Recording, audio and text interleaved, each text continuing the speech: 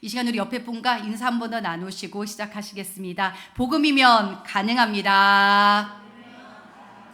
한 번 더 믿음을 가지고 선포하실까요? 복음이면 충분합니다. 네. 이제 사사기 본격적인 이제 서막이 올랐습니다. 여러분, 오늘 드디어 첫 번째 사사가 등장을 하는데요. 사사기를 이제부터 읽어보시면요, 여러분은 아마 계속해서 반복되는 패턴을 아마 발견하실 수가 있습니다. 어떤 패턴이냐면요, 짠, 이러한 패턴이 나오는데요, 여러분. 이스라엘이요, 계속해서 속이 답답할 정도로 우상을 섬기며 하나님을 배신하고 범죄합니다. 첫 번째 뭐예요, 여러분? 범죄. 그러면은요, 하나님께서 어떻게든 이들의 마음을 돌리고 싶으셔서 가지고요, 주변 국가들을 세워서 이들을 징계하십니다. 두 번째는 뭐라고요, 여러분? 징계. 맞아요. 그러면요, 꼭 우리가 어때요? 좋은 말 할 때 들으면 참 좋은데 말이죠. 그렇죠? 그런데 꼭 하나님께서 좋게 말씀하실 때 듣지 못하고 징계하실 때 그제서야 하나님 앞에 돌아오게 되어지는데요. 그 양상이 어떻습니까? 부르짖어요. 하나님 도와주세요. 도와주세요. 그런데 여러분, 이 부르짖음도요, 이 안에 회개의 의미까지도 가지 못합니다. 그냥 아프다고 막 울기만 하는 거예요. 힘들어요. 나 죽겠어요. 하는데요, 하나님께서 회개까지 나오지도 못하는 그들을 향해서 그럼에도 불구하고 찾아가 주셔서 어떻게 합니까? 구원해 주신다라는 거예요. 그래서 부르짖음 다음에 구원. 근데 여러분, 구원받아서 해피엔딩으로 딱 끝나고 믿음 가운데 살아가면 얼마나 좋겠습니까? 또 다시 우리는 뭐 할까요? 범죄예요. 또 그래요. 또 그래요. 자꾸만 망각해요. 그래서 여러분, 이 사이클이요, 사사기 안에서 계속 반복됩니다. 무려 12번이 반복이 되어져요. 야, 정말 기가 막히게 우리는 말을 안 듣는구나. 그런데 이 모습이 꼭 이스라엘의 이야기만은 아닙니다. 바로 누구의 모습일까요? 맞습니다. 우리의 모습이기도 합니다. 은혜를 받을 때는 아주 뜨겁죠. 다시는 넘어지지 않을 것처럼 막 결단도 합니다. 다시는 내가 그 죄 가운데 가지 않겠나이다. 하나님을 위해서 내가 목숨까지도 바치겠습니다. 이번에 부어주신 은혜 절대 잊지 않겠습니다. 또 어떻습니까? 하루 이틀 지나가면 또 다시 제자리에 돌아가 있는 그 모습들을 볼 때마다, 야, 우리 참 연약하구나. 또 무너지고 또 다시 흔들리는 우리의 모습. 오늘 본문은요, 그러한 반복되는 역사 속에서 하나님께서 우리를 위해서 어떻게 일하고 계신지를 보여줍니다. 그래서요, 오늘 사사기 3장 이 한 장 안에는요, 무려 3명의 사사가 등장을 하고 있는데요, 사사가 세워지는 배경과 또 이 각기 다른 사사들의 모습을 통해서 우리는 오늘 3가지 사실을 발견할 수 있기를 원합니다. 먼저 첫째, 하나님께 붙어있지 않을 때 우리의 삶은 무너집니다. 한번 기억해서 읽어보실까요? 시작. 네, 우리의 삶은 무너진다. 오늘 여러분, 이 말씀의 키워드는 무너짐입니다. 무너짐. 한번 오늘 이 밤에 이 시간 여러분의 삶을 지금 한번 돌이켜 보시겠습니까? 건강하세요? 평안하세요? 모든 것이 온전하십니까? 한번 고민을 해보시기 바랍니다. 무너진 영역은 없나? 내 가정, 내 관계, 내 영혼, 그리고 가장 중요한 내 신앙. 무너진 곳은 없나? 지금 한번 점검을 해보시고 고민을 해보시고요. 그 가운데에 이스라엘이 이러한 사사기의 패턴 가운데 어떤 모습을 보여주었는지 우리 7절 말씀으로 다 같이 한 목소리로 한번 읽어보도록 하시겠습니다. 시작. 이스라엘 자손이 여호와의 목전에 악을 행하여 자기들의 하나님 여호와를 잊어버리고 바알들과 아세라들을 섬긴지라. 여러분 어떻습니까? 약속의 땅 가나안에 들어왔고 하나님께서 일하심을, 하나님을 위해서 또한 살아가겠다고 그토록 결단하고 다짐했는데 지금 뭐 했다라는 거예요? 여호와의 목전에 악을 행하여 하나님 여호와를 잊어버렸답니다. 잊어버렸대요. 그리고는 바알과 아세라를 섬겼다고 합니다. 이스라엘이 무너진 이유는요, 여러분, 전쟁 때문이 아닙니다. 정치 경제 문제도 아니고요. 그들이 무너진 이유는요, 바로 하나님을 잊어버렸기 때문입니다. 하나님을 잊어버렸기 때문에.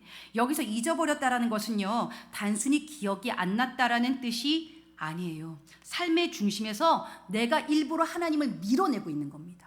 중심에서 하나님을 내가 기어이 밀어내 버렸다라는 거예요. 그리고 하나님이 밀려난 그 자리에는요, 다른 것이 들어와 버렸죠. 그것이 바로 바알과 아세라인데요, 여러분. 바알은 풍요의 신이고요. 아세라는 다산과 쾌락의 신입니다. 쉽게 말하면 먹고 사는 문제, 돈, 성공과 안전, 내 쾌락과 만족을 붙잡고 있는 것이죠.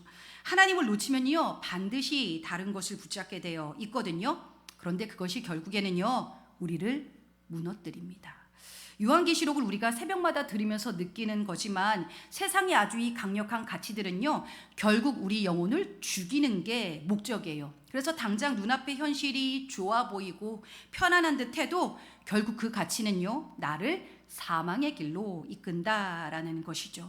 그래서 여러분 어떻습니까? 내 자녀가 사망의 길로 가는 거 아버지가 볼 수 있을까요? 없을까요?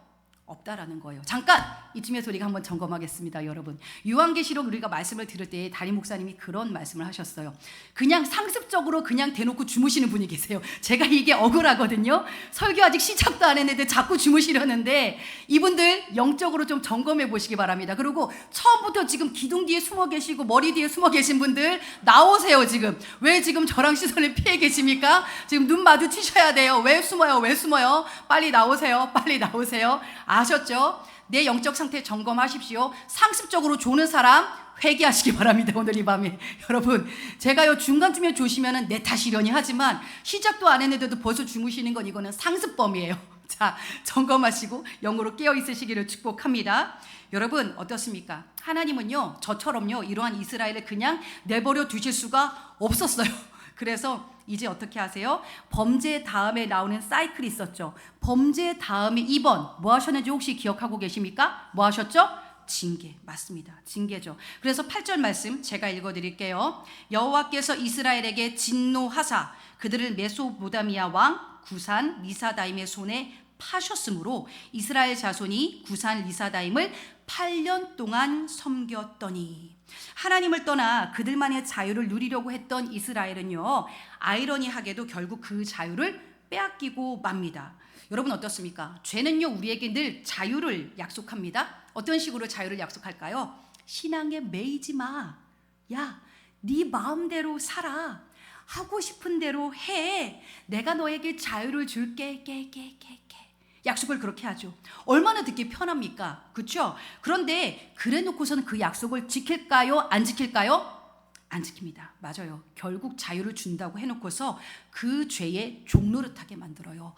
질질 어둠으로 끌고 갑니다. 그래서 어떻게 만들어요? 그 자유를 준다고 해놓고서는 그 죄가 여러분을 중독이 되게 하고 끌려다니고 그리고 마음도 삶도 영혼도 무너지게 만듭니다. 죄 안에는 자기 파괴적인 요소가 있다고 요한계시록을 우리가 배우면서도 우리가 짚어보았죠.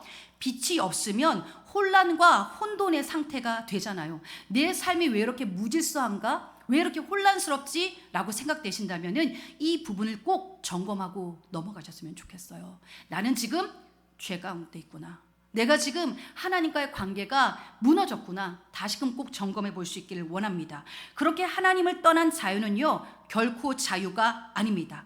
바로 죄의 종이 되는 길입니다. 그러한 무너짐은요 하루아침에 오지 않습니다. 아주 조금씩 타협하고 조금씩 멀어집니다. 그래서 어때요? 조금씩 예배가 식어지죠. 기도도 점점점 사라지게 만듭니다. 그러다 보면 어떻습니까? 이미 다 무너져 있는 자기 자신을 보게 되는 거죠. 전에도 제가 그 사막의 낙타 예화를 한번 드린 적이 있었죠. 기억나시는지 모르겠어요. 그 밤에 사막이 굉장히 춥잖아요. 그래서 그 조그마한 텐트 하나를 치고 주인이 이렇게 쏙 들어가 있는데 어때요? 낙타가 밖에서 주인 나 추운데 코만 텐트 안에 좀 집어넣으면 안 될까요? 그런데 이 낙타가 좀 불쌍해 보이고 코만 집어넣는다고 하니까 어때요? 괜찮을 것 같은 거예요.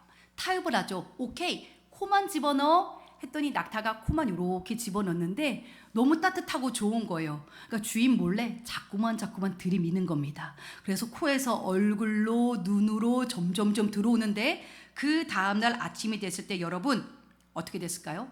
아침에 눈을 뜨니까 주인은 텐트 밖에 던져져 있고 낙타가 텐트를 다 차지했더랍니다. 우리가 지금은 이렇게 뭔가 실소가 나오고 웃었지만 이게 바로 죄의 속성이다라는 겁니다. 조금씩 타협하다가 결국엔 나를 완전히 다 무너지게 만들어 버립니다. 혹시 지금 여러분 삶에 하나님보다 더 붙잡고 있는 것이 있으십니까? 하나님께 붙어 있지 않다면 우리의 삶은 반드시 무너집니다. 그렇기 때문에 여러분 이 부분에 대해서 절대 타협하지 마시고 안일하게 생각하지 않으시기를 바랍니다. 그래서 둘째, 우리가 부르짖을 때에 하나님께서는 이러한 우리를 아시고 구원을 허락해 주십니다. 둘째 한번 같이 읽어보도록 할까요? 시작!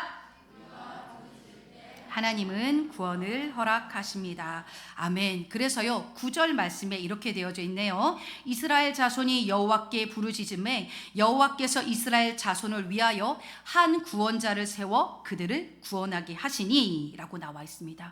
즉 뭐예요? 하나님께서는요 정말 우리가 죄 가운데 있는 것을 참아 볼 수가 없었던 것입니다. 그래서 징계를 주셔서 아프게도 하고 정신이 따끔하게 들기도 하지만 그러면서 울며 부르짖는 그 모습도 참아 볼 수가 없으셨던 거예요. 하나님 도와주세요. 죽겠어요. 아파요. 우리 다 끝났어요. 어떡해요? 엉엉 부르짖고 그제서야 하나님을 찾고 부르짖으니까 어떻습니까? 하나님께서 그 사실 가운데에 긍휼히 여겨주셔서 그 가운데 또 구원까지도 허락해 주신다라는 거예요. 참 인간이 간사하지 않습니까?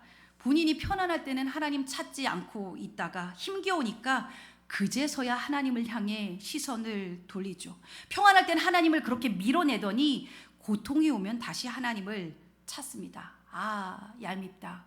혹시 여러분 주변에 이런 친구 있으십니까? 저는요 오늘도 좀 깜짝 놀랐지만 저희가 개척할 때에 알곡과 쭉정이가 한번 관계 가운데 걸러졌어요. 정말로 마음을 다해 도와주시고 기도해 주시는 분들도 계셨지만 개척을 한다 우리가 어려워졌다 하니까 조용히 연락을 끊으시는 분들이 계셨거든요. 그런데요 여러분 저희가 다시 성도님들이 모이고 저희 교회가 굉장히 행복해 보잖아요. 연락을 끊으셨던 분들이 다시 슬금슬금 저희한테 연락을 하시기 시작하시더라고요. 어때요? 이거 받아줘야 됩니까? 받아주지 말아야 됩니까? 이 모습이 참 얄미운데 뭐라고 할 수도 없는 것이 이 모습이 바로 우리 모습이더라고요. 우리 모습이더라고요. 예. 우리는 좀 그런 게 있죠. 그렇죠? 그러면서 이제는 우리한테 도와달래요. 벌써 이러잖아요. 그죠? 도와달래. 우리 아직 개척교회인데 도와달라고 자꾸 오 목사님한테 그렇게 수시로 기도 편지가 와요. 도와달라고 필요하니까 도와달라고 그렇게 찾고 우리가 도움이 안 될 것 같으니까 본인들이 잘 살 때는 그렇게 연락을 싹 끊어버리더라고요. 근데 뭐라고 말을 못해요? 우리가 원래 그런 존재더라고요. 참 얄미운데 어떻습니까? 하나님은 그렇게 얄미운 우리를 향해서요 외면하지 않으시고 도리어 그렇게라도 돌아오라고 말씀하고 계신 것입니다. 그렇게라도 와, 그렇게라도 나를 좀 찾아줘, 그렇게라도 돌아오라고 도리어 기다리고 계셨다라는 것입니다. 얘야, 드디어 네가 나를 찾아주는구나. 이렇게라도 나를 기억해 주는구나.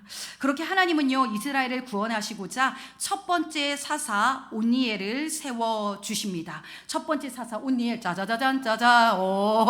요즘에 좀 너무 비장하게 제가 요즘 챗 GPT가 그 이미지가 많이 업그레이드 됐다 그래가지고 좀 수시로 쓰는데 이렇게 비장하고 웅장하게 그려줄 줄은 몰랐네요.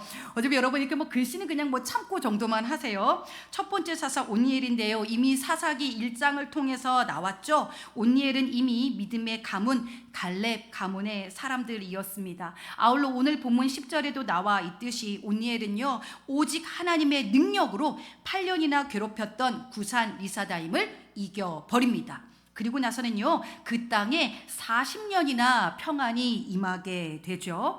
이처럼 구원은요 사람의 능력이 아니라 하나님의 영으로부터 온다라는 것을 오늘 본문은 보여주고 있습니다. 이쯤 되면 얼마나 좋아요. 믿음의 사람을 통해서 구원해 주시고 이 땅에 이렇게 40년이나 평안이 임했다? 해피엔딩일까? 정신 차리고 더욱더 하나님 잘 믿을 것 같은데 또 다시 패턴이 나옵니다. 얼마 가지도 않아요 여러분. 12절이에요 12절. 우리 7절부터 했는데 12절에서 또 무너져 버립니다. 사사기 비극은요 자꾸 반복해서 하나님의 은혜를 잊어버린다라는 것이죠. 인간이 참 어리석죠. 은혜를 정말 쉽게 잊어버립니다. 하나님이 베풀어 주신 그 커다란 은혜를 다 잊어버리고 또 하나님을 배반하고 우상을 섬기기에 이르죠. 그러자 이번에는요, 모압 왕 에글론에게 아까는 여러분 몇 년 동안 압제를 당했다고 했었죠? 기억하십니까? 몇 년? 8년. 그죠? 그런데 이번에는요, 거기서 10년을 더해서 18해를 압제를 받기에 이릅니다. 그 이전 시대보다 10년이나 더욱더 고통을 받게 된 거예요. 와, 여러분, 누군가의 종으로 며칠 동안 한번 살아보신 적 있으세요? 정말로요? 정말 내 거 아무것도 못하고 그냥 오직 종로로 태본 적 여러분 있으십니까? 누구 시키는 거 1시간만 해도 우리는 정말로 고통스러운데 이거를 지금 18해를 맨날 종으로 끌려다니며 살았다라는 거예요. 이쯤 되면 또다시 패턴이 나오겠죠. 징계받았으니까 이스라엘 또 뭐 할까요? 또 부르짖습니다. 아이 참 징하다. 다시 또 부르짖어요. 그런데 또 어떻게 할까요? 여전히 우리를 사랑하시는 하나님은 또다시 맞습니다. 구원해 주십니다. 또 사사를 세워주세요. 그런데요 여러분, 두 번째 사사는 좀 특이합니다. 첫 번째 사사는 굉장히 믿음의 자손에서 나와서 정통으로 믿음의 길을 우직하게 걸어간 반면 15절부터 등장하는 베냐민 사람 게라의 아들 에훗이라는 사사가 등장을 하는데요, 이 사사는요 별명이 특별하게 붙어 있었습니다. 바로 왼손잡이 에훗이었다라는 것이죠. 왼손잡이 에훗, 짜자자잔 짜자. 예, 또 이렇게 굉장히 비장한 지금 이미지가 나왔는데요. 에훗은요 왼손잡이였습니다. 글씨가 굉장히 작죠. 혹시 조금 눈 밝은 분 출신 중에 어떤 지파인지 글씨를 조금 발견하셨습니까? 어떤 지파래요? 오, 다 보이시나 봐요. 저는 이거 글씨가 작아서 걱정했는데 맞습니다. 에훗이 소속된 지파가 바로 베냐민 지파였거든요. 이 베냐민이라는 말에는요 어떤 뜻이 있냐면요, 오른손의 아들이라는 뜻이 있습니다. 오른손의 아들. 여기는 굉장히 오른손이 특화된 그러한 지파였던 거예요. 그런데 에훗은 무슨 잡이었다고요? 왼손잡이였다라는 것입니다. 심지어 히브리 원문을 보면은요 왼손잡이라는 단어가 있거든요. 그런데 왼손잡이라는 단어를 쓴 게 아니라 오른쪽이 묶여 있는 상태라는 표현이 나와요. 이 말은 즉 뭘까요? 오른손을 사용할 수 없는 상태, 즉 장애가 있는 사람이었다라는 것을 이야기해 줍니다. 즉 이러한 상태는요 누가 봐도 약점처럼 보이죠. 근데 하나님께서는요 두 번째 사사, 심지어 두 번째 대사사를요 이렇게 약점이 있는 에훗을 선택하여 사용해 주셨다라는 것입니다. 하지만 하나님은요 이 에훗의 약점을 도리어 무기로 사용하십니다. 제가 시간이 별로 없어서 이 본문을 하나하나 다 짚지는 못하는데요, 오늘 주무시기 전에 사사기 3장을 꼭 읽어보시기 바랍니다. 특별히 이 에훗 스토리는요 007보다 더 재밌어요. 오, 지금 수연이 재밌겠지 진짜 재밌어요. 야, 이게 사람이 어쩌면 이러한 전략을 쓸까 싶은데요, 원래 보니까 이 에훗이라는 사람은 곡물을 이렇게 왕에게 납품했던 사람 같아요. 근데 한쪽 팔을 이제 쓰지 못하는 상태로 언제나 에글론 왕에게 이렇게 곡물을 갖다 바쳤던 사람이겠죠. 근데 왕에게 나아갈 때는 항상 몸을 수색합니다. 몸을 수색하는데 대부분 여러분 오른손잡이들은요 칼을 뺄 때에 어느 쪽에서 뺄까요? 지금 보세요. 오른손으로 왼쪽에서 빼게 되겠죠. 그렇죠? 그래서 몸을 수색할 때에 왼쪽을 수색하게 되어지는 겁니다. 그런데 이 왼손잡이 이 에훗은 어디에 칼을 숨겼을까요? 오른쪽에 숨겼겠죠. 오른쪽에 숨겼는데 심지어 왼쪽만 수색했을 뿐만 아니라 평소에 장애가 있는 사람이었기 때문에 이 친구가 뭔가 용사일 거라고는 차마 꿈에도 꾸지 못했던 거예요. 모두가 방심을 했어요. 그 방심한 틈을 타서 이 왼손잡이 에훗이요 몰래 들어가 에글론 왕을 독대하여 암살을 성공해 버립니다. 그러고 나서 심지어 시간까지 벌어주셔서요 정말로 얼마나 멋진 승리의 역사를 보여주는지 몰라요. 이 과정을 통해서 에훗이 더 큰 믿음을 얻게 되는데요, 그래서 28절에서 에훗이 이런 고백을 합니다.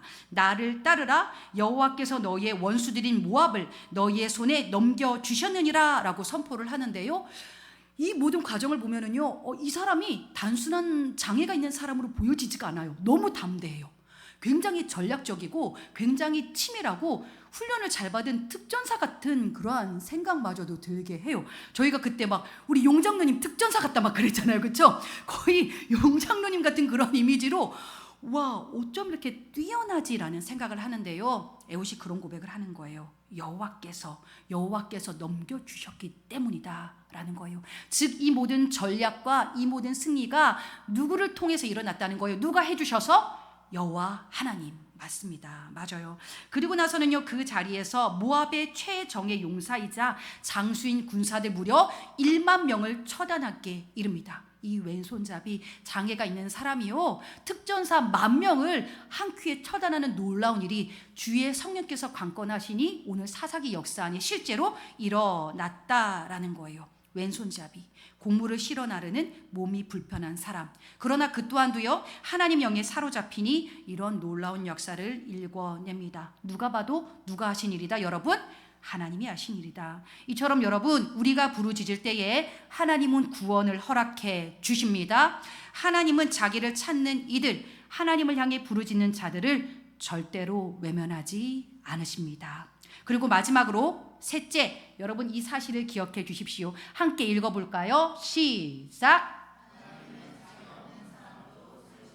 아멘. 하나님은요, 자격 없는 사람도 세우십니다. 그래서요, 마지막 31절에는요, 사사기 기자 왜 이랬어 싶을 정도로요, 번갯불에 콩 구워 먹는 듯한 그런 구절 하나가 휙 나오거든요. 3장 31절 마지막 절이니까 함께 읽어보도록 할게요. 시작.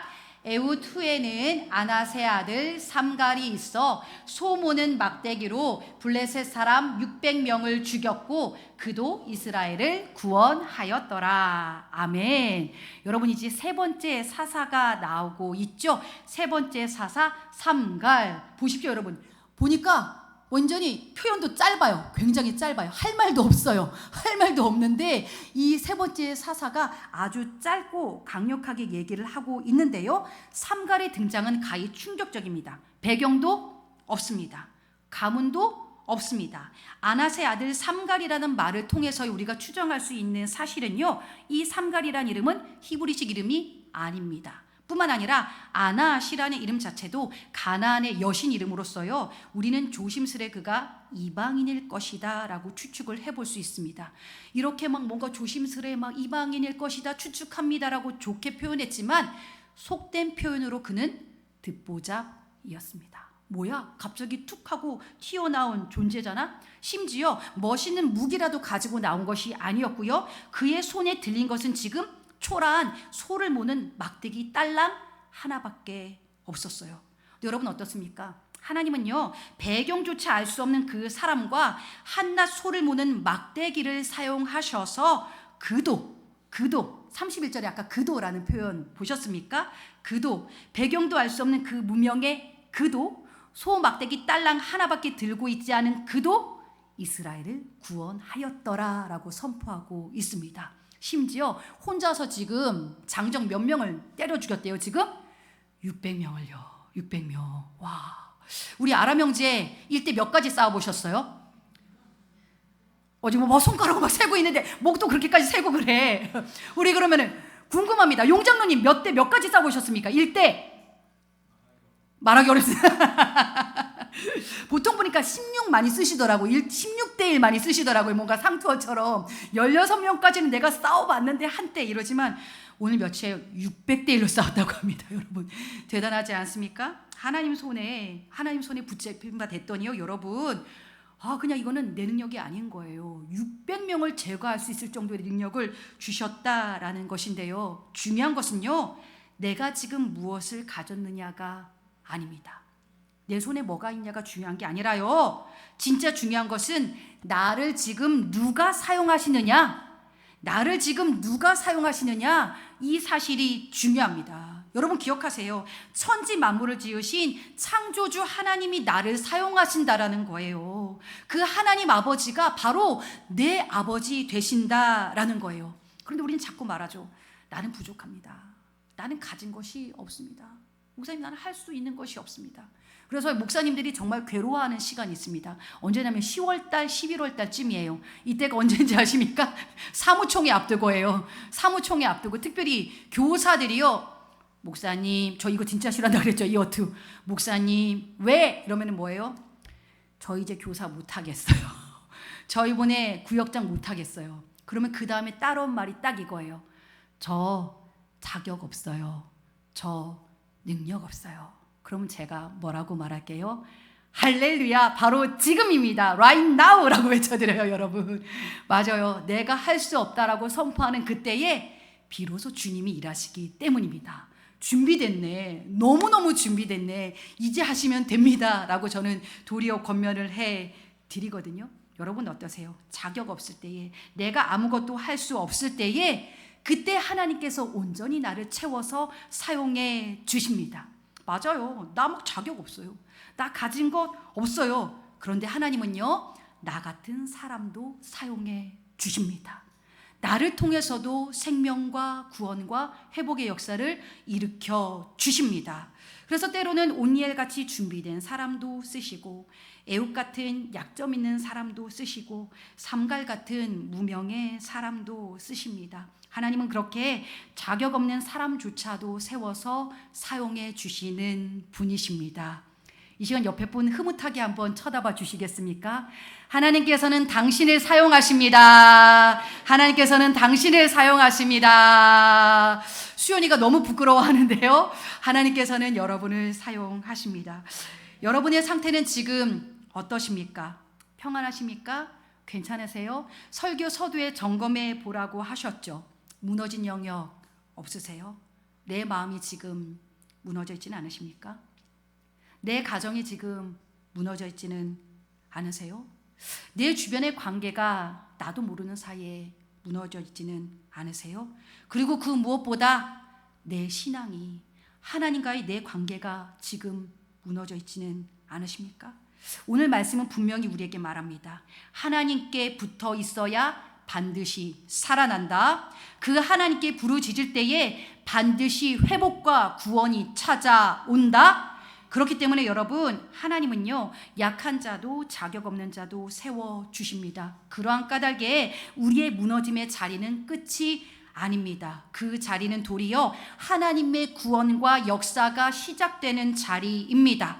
그렇기 때문에 오늘 이왕 나오신 거 여러분, 이 귀한 시간 그냥 흘려보내지 마시고, 우리가 지하라 방음이 아주 잘 됩니다, 여러분.